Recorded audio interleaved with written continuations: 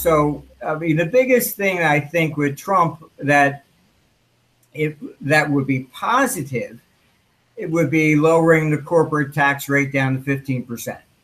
You got about $3 trillion sitting offshore. That would definitely bring it back. I mean, we have mostly corporate clients. And why would they bring it back if they're going to pay 40%? It's simple as that. So he's correct on that side. But, you know, so it really depends tremendously. I mean, Clinton is the status quo, supposedly, but she's more prone to raise taxes. And the higher you do raise the taxes, the lower the economic growth. I mean, it's a straight up correlation. So it's the future is not necessarily as clear as many people might think. And I do think as we go into this election, I can tell you I'm in Florida, and you go just driving on the streets, there's people with Trump signs. I never have seen anybody with a Hillary sign yet. This is definitely Trump country, and it's quite interesting. But I think there's it's going to be a little bit more like Brit exit, I think, because you have all the media against Trump. You have the polls against Trump. But I wouldn't necessarily count him out so easily right now. No, I wouldn't either. You know, especially with the recent change of events.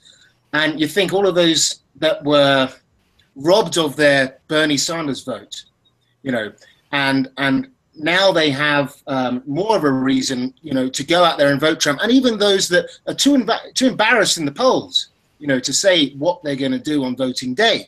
You know, I'm sure he's got tens of thousands there that are sort of sitting on the bench waiting for, you know, kickoff on the day. So, no, I'm not ruling him out either. Absolutely not. Yeah, I think the forget the polls. If you look at how many people are donating to who, you see Trump has about 3 million more individuals donating to him. It's all the small money, whereas Clinton gets all the big money.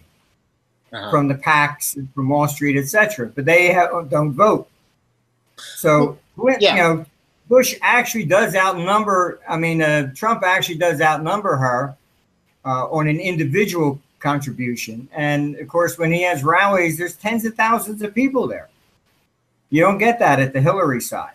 And it's interesting that Bush Sr. came out and said he was going to vote for Hillary.